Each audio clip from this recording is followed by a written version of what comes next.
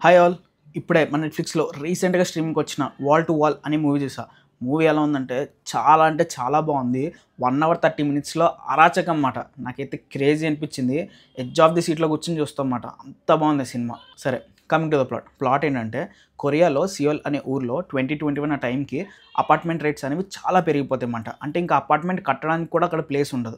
ఆ టైంలో ఎవరైతే ఒక ఫ్లాట్‌ని హోల్డ్ చేస్తారో ఫ్యూచర్‌లో వాళ్ళకే అసెట్స్ ఉంటాయి. లేకపోతే ఉండవు అని చెప్పి అది న్యూస్ అనేది చాలా స్ప్రెడ్ అయిపోతూ ఉంటుంది. గవర్నమెంట్ వాళ్ళు కూడా న్యూస్‌లో కూడా అది చెప్పేస్తారు. దాంతో ఏంటంటే అక్కడ ఉన్న లోకల్స్ అందరికీ పానిక్ అనేది క్రియేట్ అవుద్దన్నమాట.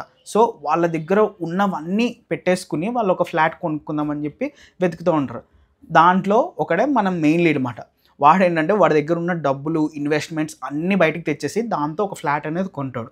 అది సరిపోకుండా ఎక్స్ట్రాగా ఒక లోన్ కూడా తీసుకుంటాడు ఆ ఇల్లు కోసం. దాని తర్వాత ఒక 2 ఏళ్ల తర్వాత మనకి సిచ్యువేషన్ అనేది చూపిస్తారు. వీడు ఇంకా రోడ్డు మీదకి వచ్చేస్తాడు. అది కట్టుకోవడం ఇదే సరిపోతూ ఉంటుంది. దాని తర్వాత వీడు ఆ లోన్ కట్టుకోవడంలోనే వాడి జీవితం అంతా అయిపోతూ ఉంటుందన్నమాట. ఆ పాయింట్‌ని చాలా బాగా చూపించారు. మెయిన్ పాయింట్ ఏంటంటే మూవీలో వీడు ఏదైతే ఫ్లాట్‌కి మూవ్ అయ్యాడో ఆ ఫ్లాట్‌లో నాయిస్ అనేది చాలా వస్తూ ఉంటుందన్నమాట. ఎక్కడి నుంచి వస్తదని ఎవరికీ తెలీదు. సో వీడేమనుకుంటున్నాడంటే వీళ్ళ పైన వాళ్ళు చేసుకుంటారు నాయిస్ అనుకుంటాడు. కానీ యాక్చువల్‌గా 3 ఫ్లోర్స్ పైన అండ్ 2 ఫ్లోర్స్ కింద అందరికీ కూడా నాయిస్ అనేది వినిపిస్తూ ఉంటది. ఎక్కడి నుంచి వస్తుందో ఎవరికీ తెలీదు. అందరేమో వీడి ఫ్లాట్ నుంచి వస్తుంది అనుకుంటారు. తర్వాత అది చాలా డిస్టర్బెన్సెస్ క్రియేట్ అయ్యి చాలా అవుతుందన్నమాట. ఇంతకీ ఆ నాయిస్ ఎక్కడి నుంచి వస్తుంది? అసలా ఏం జరిగింది? ఏంటి? అని చూపిస్తాడు. వినడానికి చాలా సింపుల్‌గా ఉంది కానీ చాలా బాగా తీశాడు అసల. మనకి తర్వాత ఏం జరుగుతది అన్నట్టుగా ఉంటదన్నమాట సినిమా అయితే. వేరే అసల చాలా ఎంగేజింగ్‌గా తీశాడు. ఎడ్జ్ ఆఫ్ ది సీట్‌లో కూర్చొని చూస్తామన్నమాట. ఒక టెన్షన్ అనేది క్రియేట్ చేస్తాడన్నమాట. అరే నెక్స్ట్ ఏం జరుగుతుంది అని అనిపిస్తదన్నమాట మనకి. ఇంకొక పాయింట్ ఏంటంటే ఇప్పుడు ఎవరైతే మన కార్పొరేట్ ఎంప్లాయీస్ ఉంటారో సాఫ్ట్‌వేర్ ఎంప్లాయీస్ ఇలాగా వీళ్ళందరూ కూడా హౌస్ లోన్ తీసుకుని ఈ ఊబిలో ఎలా అయితే ఇరుక్కుపోతున్నారు అన్న పాయింట్‌ని అయితే చాలా బాగా చూపించాడు. యాక్చువల్‌గా వీళ్ళు రియాలిటీనే ఎగ్జాంపుల్‌గా తీసుకొని ఈ సినిమా తీశారు. బెంగుళూరులో అలాగే ప్లేస్ అనేది అయిపోయింది.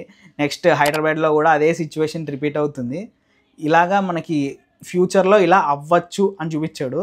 కానీ మనకి ఇది థ్రిల్లర్ జానర్ టైప్ వెళ్ళిపోతదన్నమాట మెల్లమెల్లగా movie. And coming to character performances మన మెయిన్ లీడ్ అయితే ఇరగదీస్తాడనమాట.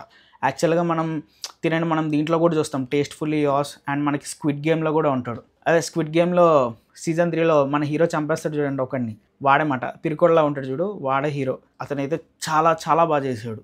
అసలు ఆ ఎక్స్‌ప్రెషన్స్ అయితే తోపసల. వాడు టెన్షన్ పడుతుంటే మనకు టెన్షన్ వచ్చేస్తూ ఉంటదన్నమాట ఏమవుతదని చెప్పి. అండ్ మధ్యలో మనకి క్రిప్టో కరెన్సీ గురించి, ఆ ఇన్వెస్ట్‌మెంట్స్ గురించి, వాటి ఊబి ఎలా ఉంటదో ఆ పాయింట్ కూడా చాలా బాగా చూపించాడు. అది కూడా బాగుంది. ఇంక ఓవరాల్‌గా మూవీ చూడాలా వద్దా అంటే చూడండి. మంచి సస్పెన్స్ థ్రిల్లర్. దాంతో పాటు మనకి కొన్ని లైఫ్ లెసన్స్ అనేవి నేర్పిస్తదన్నమాట. సినిమా అయితే చాలా బాగుంది. మనకి 1 అవర్ 30 మినిట్స్ రన్ టైమ్ అంతే. కానీ మనకి తెలుగులో అవైలబుల్‌గా లేదు. Only English language. సరే మరి నెక్స్ట్ వీడియోలో మళ్ళీ కలుద్దాం. అంతవరకు బాయ్.